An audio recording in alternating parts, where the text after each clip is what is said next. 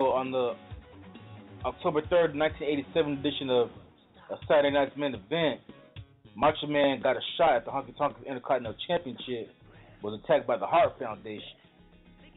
Then Hulk Hogan came to rescue Macho Man, and this, made Macho Man turn to a babyface, which means he became a good guy. Then at WrestleMania 4, Macho Man defeated Ted DiBiase to win. He won the tournament at WrestleMania 4 between him and Ted DiBiase to win the WWF Championship with the help of Hulk Hogan, by the way, as the Hulk Hogan was there to congratulate Macho Man as the two became best friends. Then the two became the tag team known as the Mega Powers, and they feuded.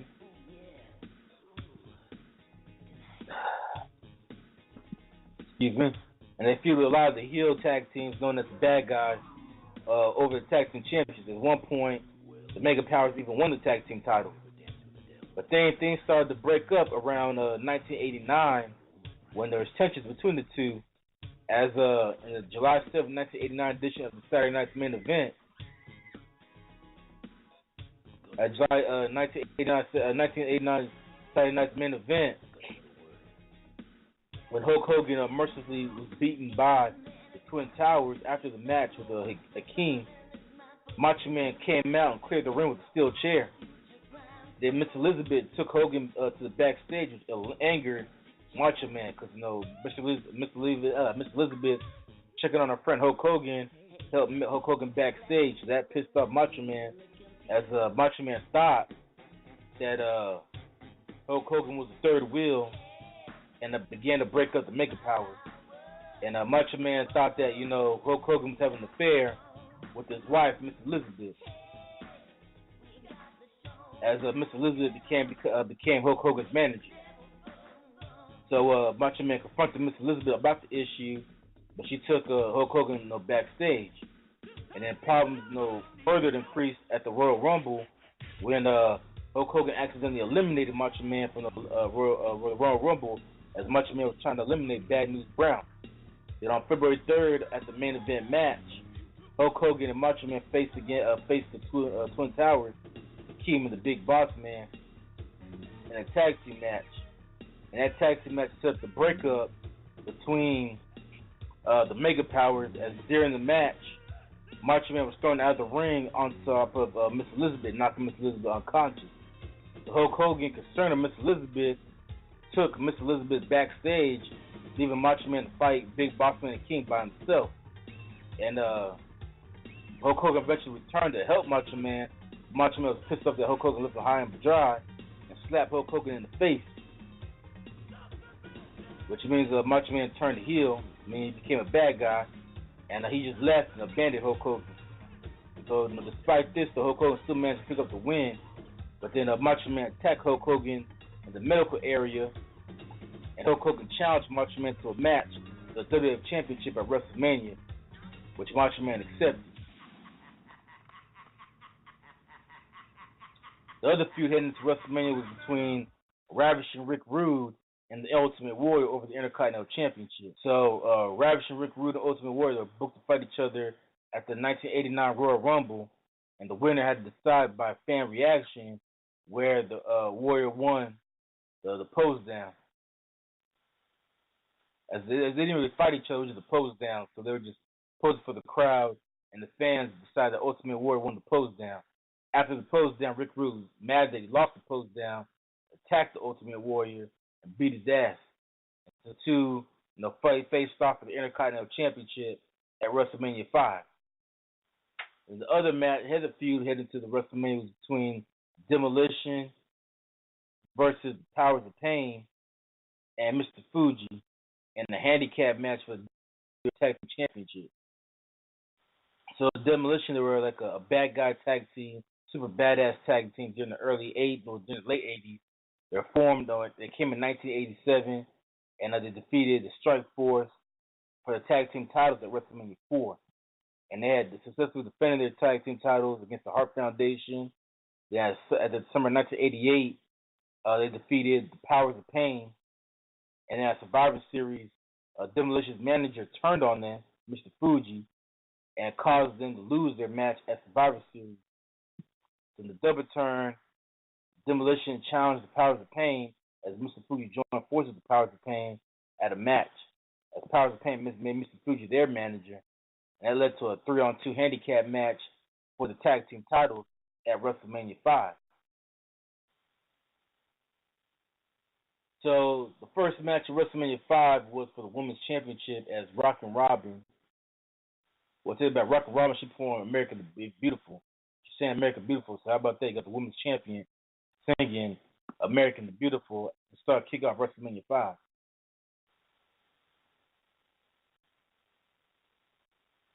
So the first official match of WrestleMania 5 was between Hercules, a wrestler I just not saying, and King. So Haku started the match behind. Haku attacked Hercules from behind, start the match. Then both of them try to use some power moves to show their strength and see who has advantage. Then Hercules suplexed Haku in the middle of the ring, then hit him with a series of elbow drops. Then Haku and Hercules focuses attention on Bobby Heenan, as Bobby the Brain Heenan was Haku's manager.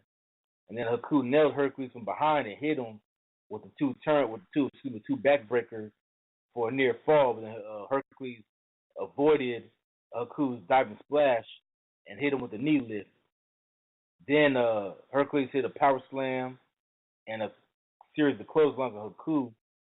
Then he tried to do attempted a top rope maneuver, but when he came down, Haku caught a southern kick.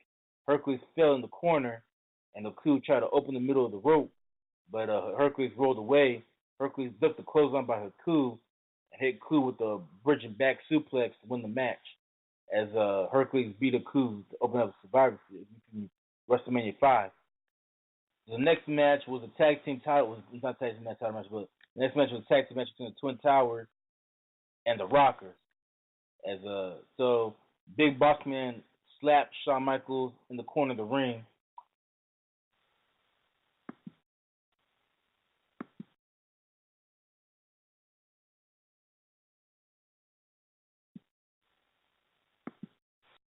So Shawn Michaels in the corner, turned away, look at Marty Jannetty, and then he turned his back. Shawn Michaels hit him with a missile drop kick. Then he hit Akeem and Big Boss Man with a flying forearm smashes before Boss Man tagged in Akeem. Then the Rockers worked on Akeem's arm before he powered out and tagged Big Boss Man. Then Marty Jannetty tagged in and was hit with a leapfrog. Then the Twin Towers took turns and beat Jannetty. He avoided the big splash by Akeem and tagged in Shawn Michaels. Then the Rockers hit Akeem with a double flying fist, and Shawn Michaels tried to near fall on Akeem, and Akeem hit Shawn Michaels with a Lariat, and Big Boss Man tagged in and tried to hit a corner body splash on Shawn Michaels, but he sidestepped it, getting a near fall. Then hit Akeem with a double drop kick, and then they hit Big Boss Man with a double missile drop kick, and then Akeem tagged in and dumped Marty Jannetty. Shawn Michaels came off the top rope, and Akeem, but Big Boss Man powerbombed him. Akeem took advantage of the powerbomb and hit Shawn Michaels with an Air Africa and pinned him to win the match. As the Twin Towers won to beat the Rockers. The next match was Brutus the Barber Beefcake taking on Ted DiBiase for the $1 Million Championship. Well, it was a non-title match. As this was the first time the $1 Million Championship appeared on a pay-per-view.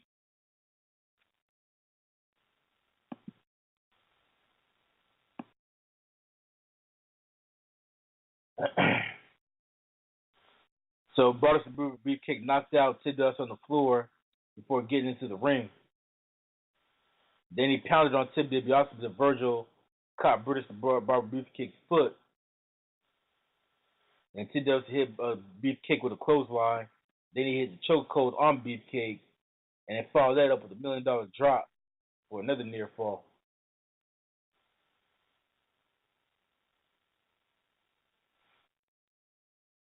Then he hit a middle rope diving back elbow drop on Beefcake for another near fall. And DiBiase hit him with an Irish whip and had an inside cradle pinfall attempt on Beefcake.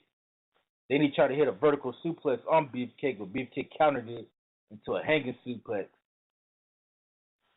DiBiase applied the $1 million dream on Beefcake, who grabbed the ropes. He slammed Ted DiBiase's face in the corner and applied the barber's chair on Ted DiBiase. Then Virgil hopped up on the ring. Virgil's the definition of Uncle Tom. That's Ted DiBiase's little bitch. So he hopped on the ring and distracted the Beefcake, and the Beefcake released DiBiase from the hold and went after Virgil. Now, DiBiase nailed Beefcake from behind the floor, and the referee was busy with Beefcake while Virgil pounded on Beefcake, but Beefcake no-sold and chased Virgil. And then DiBiase from behind and nailed Beefcake. The two brought outside the ring and were counted out. So the match ended in a count out as the match ended in no contest. Both of them got counted out as they continued to beat the hell out of each other. All right, so the next match was a tag team match between the Bushwhackers and the Fabulous Rogues.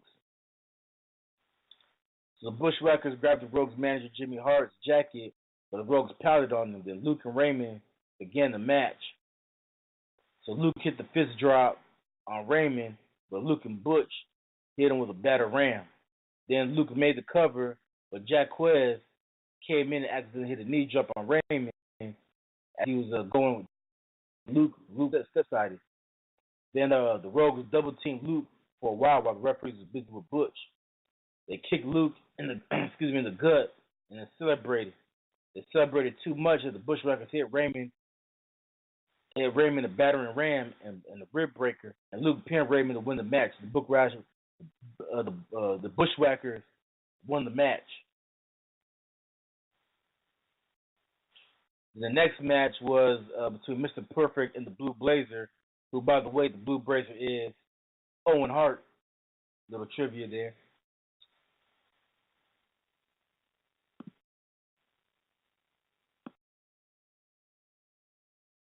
So the Blue Blazer was a little superhero gimmick that Owen Hart had when he first made his debut. At the time, he wasn't even Owen Hart. He was just the Blue Blazer. They became Owen Hart later on. They did bring the Blue Blazer gimmick back in 1999, which ended up killing Owen Hart, ironically. So to start the match, Mr. Perfect, he just beat on the Blue Blazer.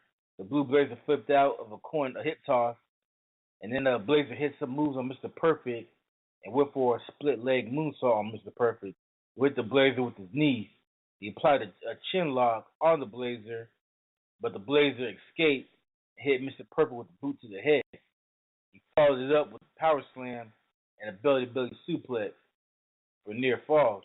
He busted out of the crucifix and got another near fall. Then he began to argue with the referee. And so as Blue Blazer argued with the referee to help Mr. Perfect to connect with the forearm club and the Perfect Plex, as Mr. Perfect got the win over the Blue Blazer. So the other match of the WrestleMania was for the WWE Tag Team titles, as the Demolition took on the Powers of Pain and Mr. Fuji.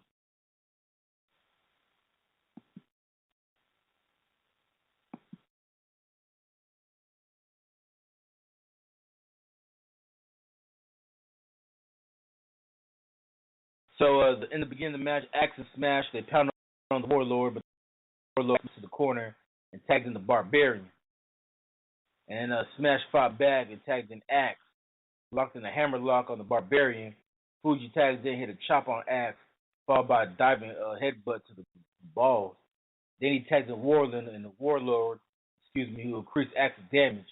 Fuji tagged in and missed the Fuji drop, and Warlord cut Axe's tag with Smash, but was hit with a forearm club by Axe, and Axe tagged in Smash. Axe ducked the Barbarian while Smash beat up Warlord, and Mr. Fuji tried to throw salt and smash his eyes, but accidentally threw salt Warlord, and Demolition hit Demolition of decapitation as Axe pinned Fuji for the win, as Demolition kept their tag team titles. The next match was Diva Bravo taking on Ron Garvin, and Bravo was able to get the match and get the inverted atomic drop and the sidewalk slam on Garvin as Bravo won the match. After the match, Bravo and Richard Martin attacked Garvin, but both of them received the Garvin stomp. So the next match was between the Brainbusters and the Strike Force.